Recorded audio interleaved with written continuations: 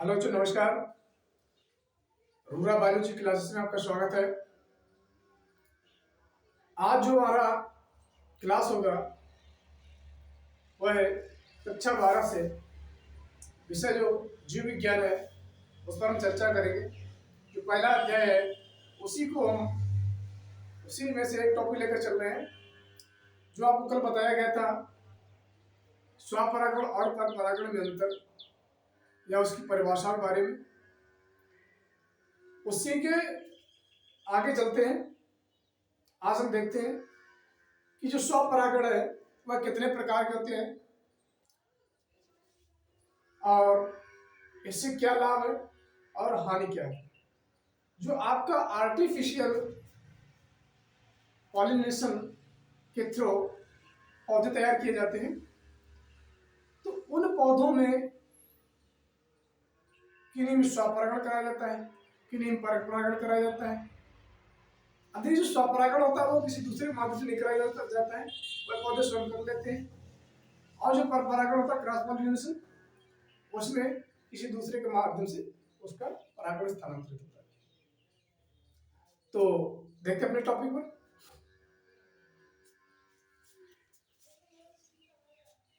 Topic होगा आपका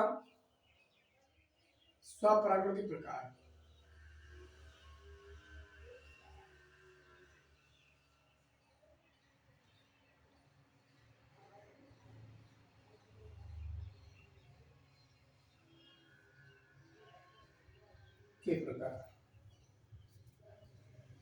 देखिए, स्वपरागण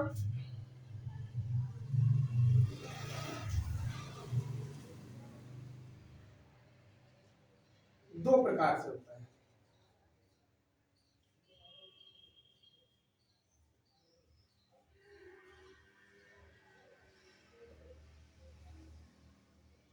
नंबर एक, ऑटोगैमी।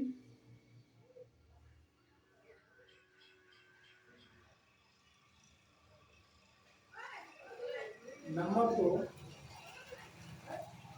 जीनोगैमी।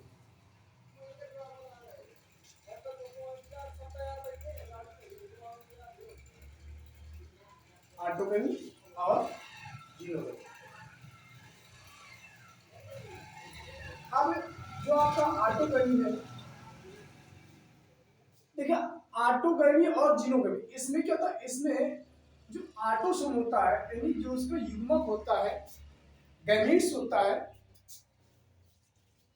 या इसको लिख सकते हैं गैमेटोगैमी। दूसरे शब्दों में लिखेंगे हम इसको गैमेटोगैमी। यहां पर लिख लेंगे नीचे गैमेटोगैमी। और ये होता है आपका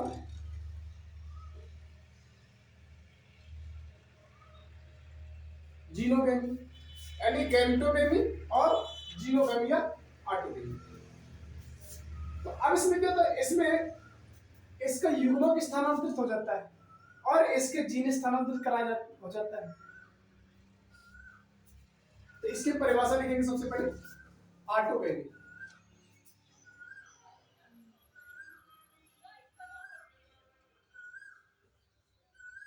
ऑटोगैमी या गैमेटोगैमी।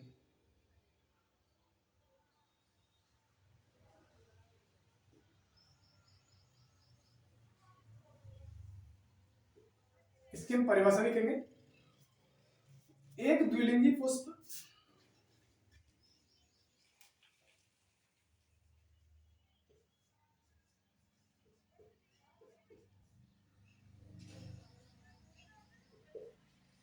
एक द्विलिंगी पुष्प के परागकण पुष्प के परागकण उसी युग्मक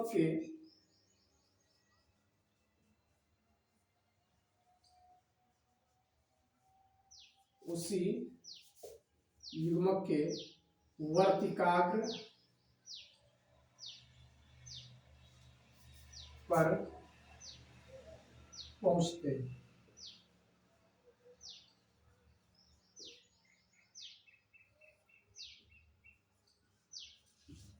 पर पहुंचते हैं। ठीक, ये क्रिया क्या कहलाएगी? ये क्रिया कहलाएगी गैंतुकम। अब कैसा हो पुष्प? द्विलिंगी, यानी जो पुष्प हो वो कैसा हो? द्विलिंगी, और उसी का जो परागकण होगा, ठीक, परागकण होगा तो उसी युग्मक के वर्तिकाग्र पर बैठ जाएगा। कहीं दूसरी जगह उसको जाने की आवश्यकता नहीं पड़ेगी, कहीं दूसरी जगह ट्रांसफर हो रहा है तो स्वपरागण क्रिया नहीं कहलाएगी। इसके बाद आपके हैं गैमेटोगैमी, या सॉरी जीनोगैमी।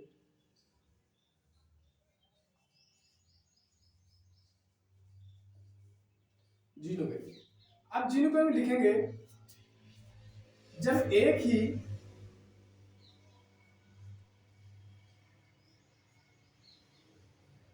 क्या, जब एक ही पौधे के पुष्प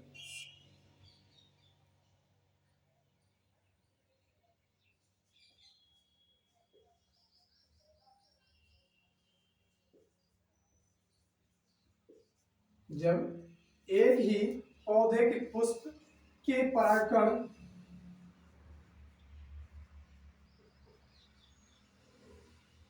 देखिए, जो पौधा होगा उसी पौधे का परागकण उसी पौधे के, जब एक ही पौधे के पुष्प के परागकण उसी पौधे के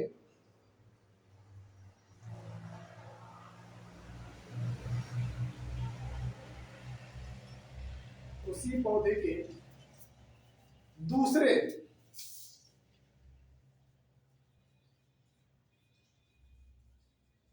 पुष्प के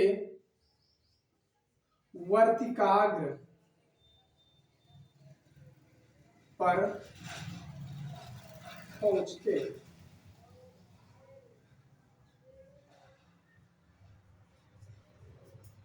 हैं तो यही क्रिया क्या कहलाएगी? यही क्रिया कहलाती है आपका गैमेटो या जीनोगैमी। देखिए, इसी ये पौधा है, आप मान लो कुछ भी पौधा मान लेते हैं,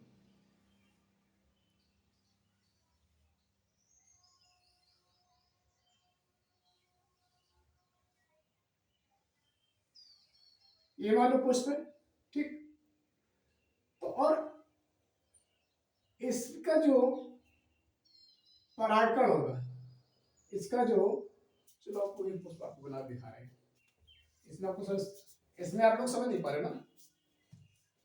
देखिए,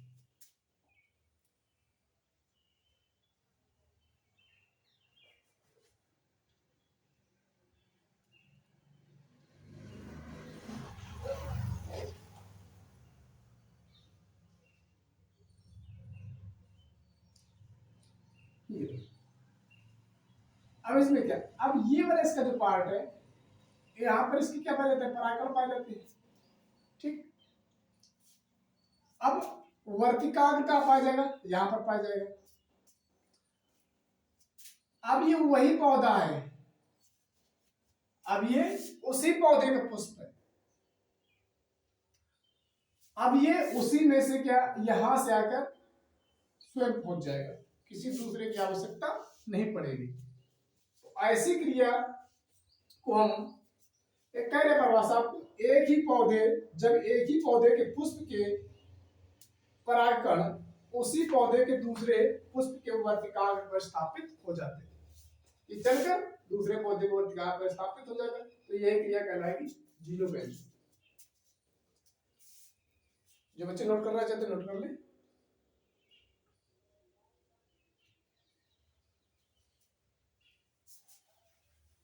आगे देखिए,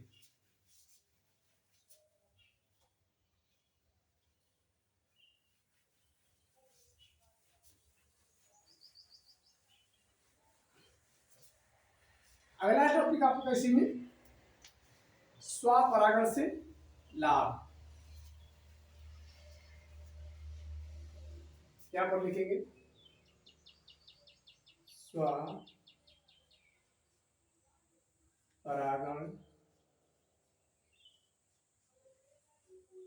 से लाभ। स्वपरागण से लाभ। देखिए जो पौधे होते हैं उन पौधों में जब स्वपरागण क्रिया कराई जाती है तो उससे वो क्या क्या लाभ होता है, समाज को क्या क्या लाभ होता है, किसान किस प्रकार से लाभ पहुंचता है। तो इसमें लिखेंगे नंबर 1,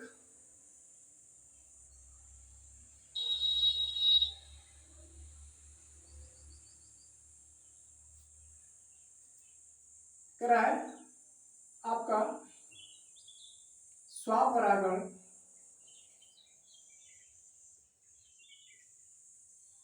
स्वपरागण पुष्पों में एक जटिल घटना है।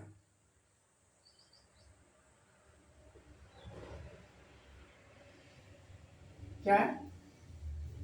हार कंडीशन जटिल घटना है। नंबर 2,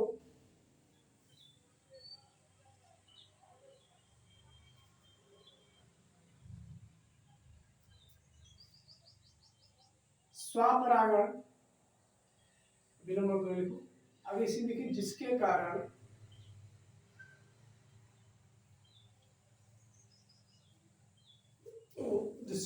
पौधों का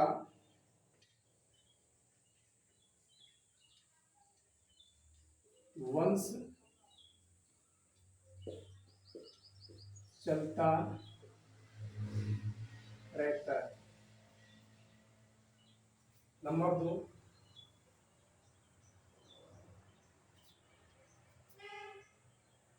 इनको या इन पौधों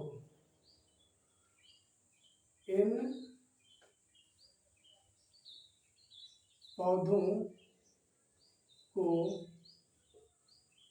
परागण के लिए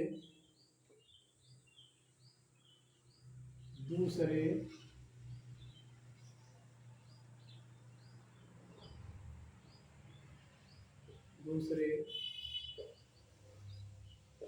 पौधों पर निर्भर नहीं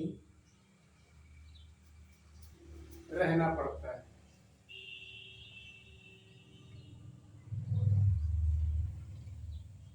ठीक। नंबर 3,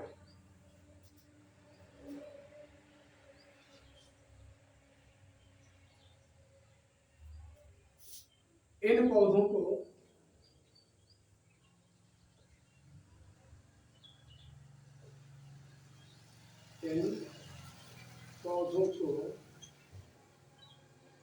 रंग का सुगंध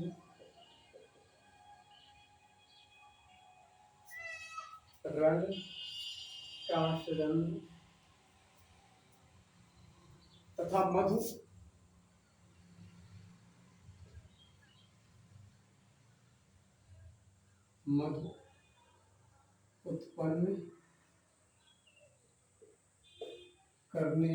उत्पन्न करने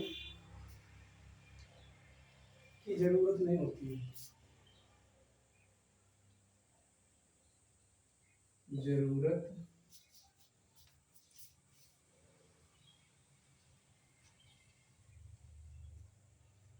नहीं होती है। नंबर 4,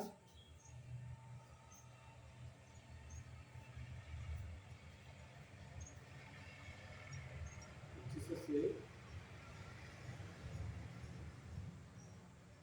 कम ऊर्जा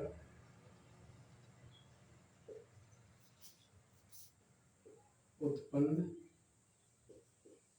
होती है, जिससे कम ऊर्जा उत्पन्न होगी। और आपका लास्ट 4 है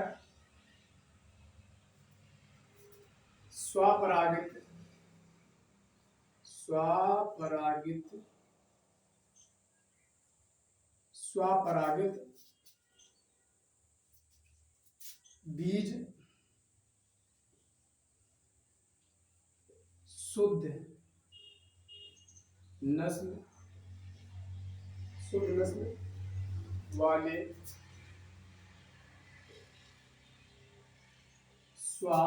परागित बीज शुद्ध नस्ल वाले संयुग्मी संतति होते हैं। ये रहा आपका स्वपरागण से लाभ। कह रहा है समझ लो थोड़ा, कह रहा स्वपरागण वस्तु की एक जटिल घटना है। जटिल मतलब जो पौधे स्वपरागण क्रिया करते हैं उस क्रिया को संपन्न करने में उनको कई घटनाओं से गुजरना पड़ता है। इसके पश्चात ही जाकर उन पौधों में ये पॉलिनेशन प्रोसेस कंप्लीट होती जाती है। ठीक है, जिसके कारण वंश चलता रहता है। आपको मालूम हो है यदि कोई पौधा है, उस पौधे में यदि फल नहीं आया तो उसका बीज बनेगा नहीं, और जब बीज नहीं बनेगा तो अगली उस पौधे की पीढ़ी यानी अगली संतान उत्पन्न नहीं हो सकती है, जिसके कारण पौधे वंश चलता रहता है। यदि वे पौधे अपना स्वपरागण क्रिया करना बंद कर दें तो उन पौधों की वंश नष्ट हो जाएगी, खत्म हो जाएगी। फिर दूसरा नंबर कह रहा है आपका, कह रहा है इन पौधों को परागण के लिए दूसरे पौधों पर निर्भर नहीं रहना पड़ता है। देखिए उनको क्यों रहना पड़ेगा, जब वह स्वयं अपने आप में इतना सक्षम है। वो कहता हमको किसी दूसरे की आवश्यकता नहीं है, हम अपने आप खुद इतना सक्षम है, इतना पावर जनरेट हमारे पास है कि हम अपने जो पोलिनेशन प्रोसेस है उसको स्वयं कर लेंगे, आपकी आवश्यकता नहीं है। इसीलिए ये किसी दूसरे पौधों पर डिपेंड नहीं रहते हैं या किसी दूसरे जीवों पर डिपेंड नहीं रहते। इसका कहने का मतलब सीधा सीधा है हमारे किसी कोई मीडिएटर की आवश्यकता नहीं है। तीसरा नंबर कह रहा है इन पौधों को रंग, सुगंध तथा मध उत्पन्न करने की जरूरत नहीं होती है। अब इस आप समझो कि ऐसा क्यों है। देखिए यदि आपको पिछले क्लास में बताया गया था कि जो दलपुंज पुष्प का प्रथम चक्र होता है और जो पुष्प का दूसरा चक्र है दलपुंज, और पहला होता है बादलपुंज, दूसरा होता है दलपुंज। जो दलपुंज होता है वो एक ऐसे होते भैया, वे सभी पौधों में अलग अलग रंग के होते हैं। अब वो अलग अलग रंग के क्यों होते हैं कि वो उन रंग बिरंगे पौधों को देखकर कीट पतंग जीव जंतु उसको आकर्षित करे, उसके पास में आए, और जब उसको पास में आएगा तो उसका परागण स्थानांतरित हो जाएगा। तो ये क्या होगा, ये क्रिया कहलाएगी पर परागण। तो अब इसमें इनको तो जरूरत ही नहीं क्योंकि अपने आप में खुद सक्षम है, तो ये कैसे इनमें किसी रंग की कंडीशन नहीं होती है, इनके पास किसी सुगंध की आवश्यकता नहीं है और मध उत्पन्न करने की जरूरत नहीं है। क्यों, क्योंकि ये स्वयं स्वपरागित है। लिख रहा है परागित बीज शुद्ध नस्ल वाले संयुग्मी संपित होते हैं। अब जो स्वपरागण के माध्यम से बीज बनाया जाता है, ठीक, तो वह बीज कैसा होता है, शुद्ध होता है, और कैसे तो संयुग्मी संपित होते हैं, यानी उनकी संतान एक समान होती है। तो ये तो आपका टॉपिक स्वपरागण से लाभ। आगे है स्वपरागण से हानि। आप लोग इतना नोट करें, इसके बाद आपको बता देते हैं स्वपरागण से हानि क्या है। अगला टॉपिक बना इधर रखें, ठीक, चलो इधर हम रखते हैं। तो देखिए ये बहुत ही इंपॉर्टेंट है, मुख्य पॉइंट है, आपको कई बार पूछा गया बोर्ड में, तो इसको आप मिस ना करें, आप पढ़ें, और यदि किसी प्रकार की समस्या है तो आप कमेंट के माध्यम से प्रश्न करें। धन्यवाद।